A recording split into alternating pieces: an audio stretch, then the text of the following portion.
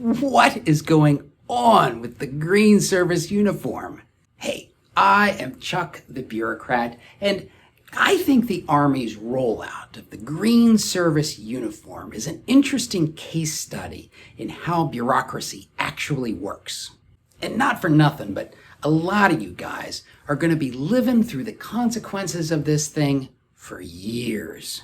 All right, what really got me started on this was the 2022 West Point graduation.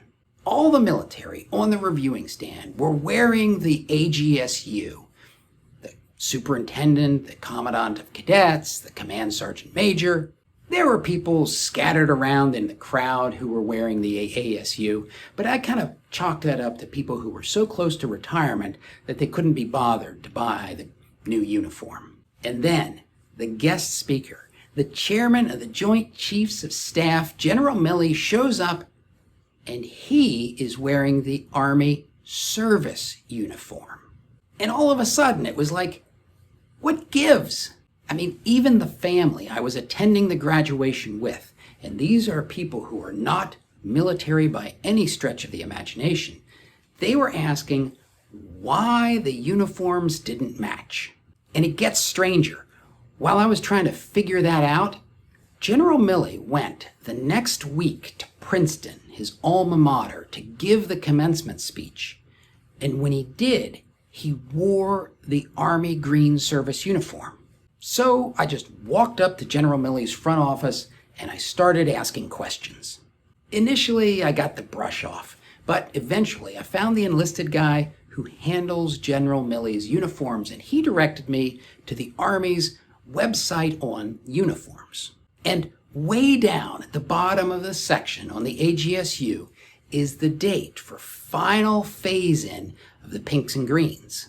It says by the 1st of October 2027, all soldiers will be required to wear the AGSU.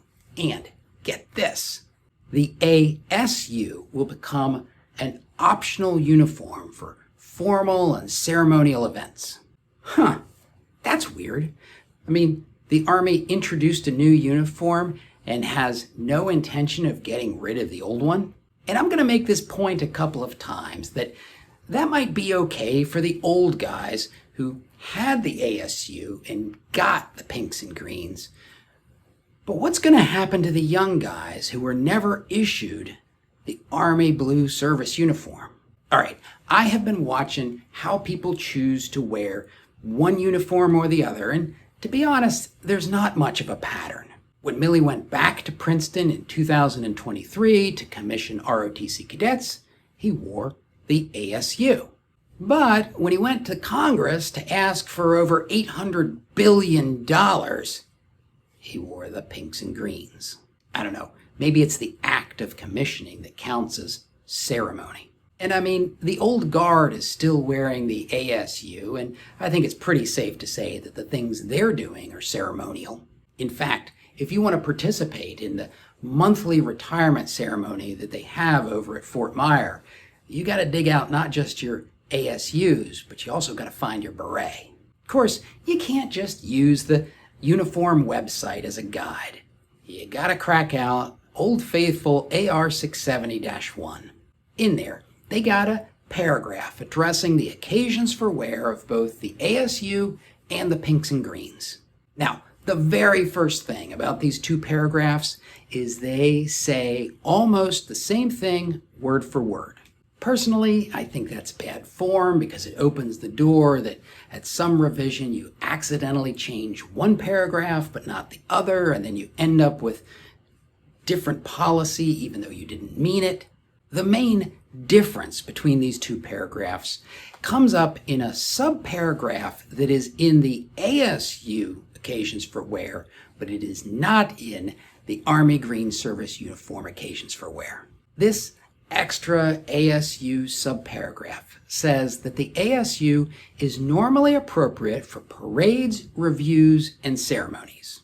That mostly explains what we see in the continued use of the ASU. Although I'm not 100% sure that this distinction was fully thought out. For one thing, that sentence about the appropriate wear of the ASU is actually in a paragraph about restrictions on its wear. Probably just a misplacement, but it's one of the reasons that it doesn't feel fully thought out to me. The other thing that I notice about this weird little sub-paragraph is the use of the phrase parades and reviews. Personally, when I think about parades and reviews, what comes to mind is a whole bunch of soldiers marching past a reviewing stand. But since November of 2020, basic training units have been graduating wearing the AGSU. I don't know, does that mean the graduation is not a parade or a review?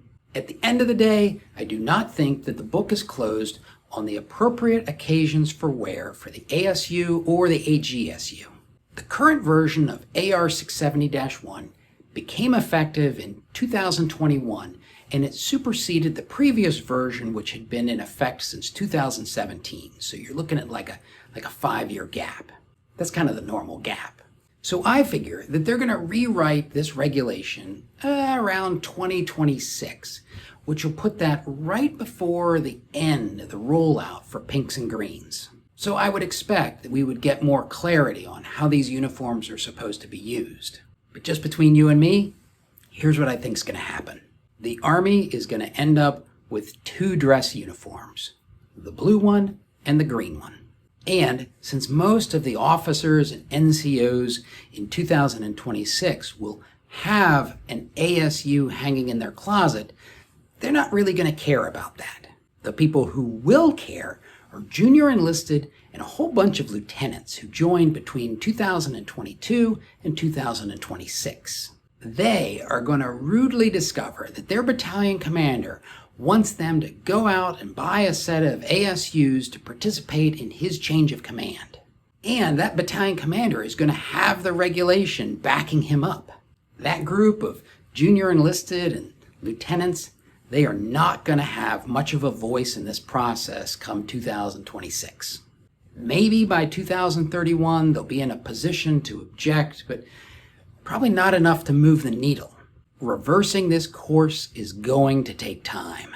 So, like so many things in policy, what you'll see is a slow oscillation.